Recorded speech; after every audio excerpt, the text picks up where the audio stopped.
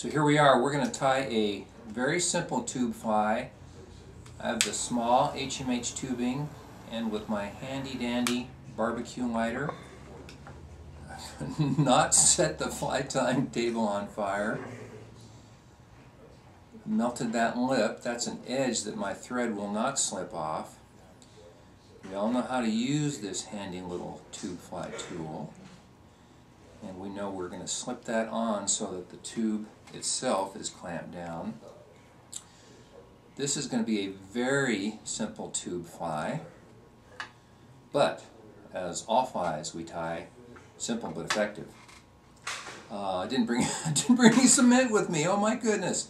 Okay, there's a 1/2 inch. I would normally put a little dab of cement there. Nate's laughing at me. About a 1/2 inch between the end of my thread and the back of the tube.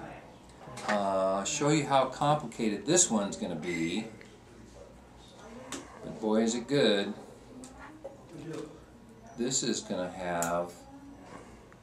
Now, one of the tricks to tying on these plastic tubes is to not put as much pressure on them as you normally would with a hook shank.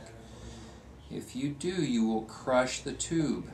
Now, see how complicated this is? I'm wrapping my crosscut rabbit around this tube. There you go. That's probably far enough. Yeah, this was one of the tricks. There's a couple things you can do. You can bend your mandrel, which is not fun. You can crush the tube so that it's very difficult to get it out of the mandrel, and by doing so, the tube can break. So you have to develop a lighter touch. Now this is Mirage Flash Boo.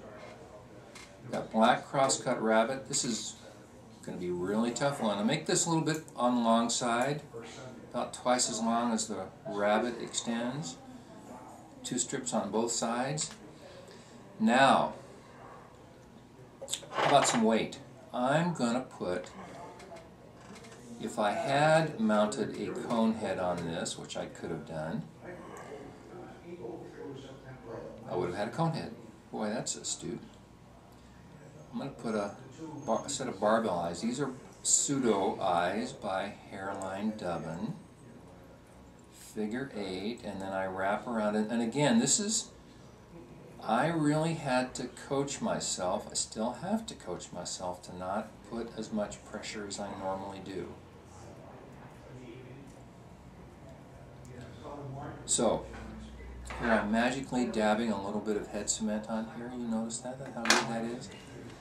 Now, you're going to think, uh-oh, this is starting to look a little bit like an egg-sucking leech. Guess what? It is. But it's not. It's a tube egg-sucking leech.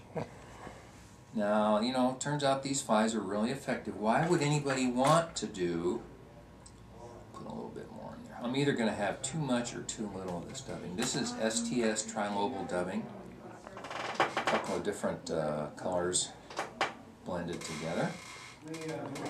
Why would anybody want to do a tube egg-sucking leech instead of just tying it on a standard sailor fly? Well, by the way, around the far side, back over once,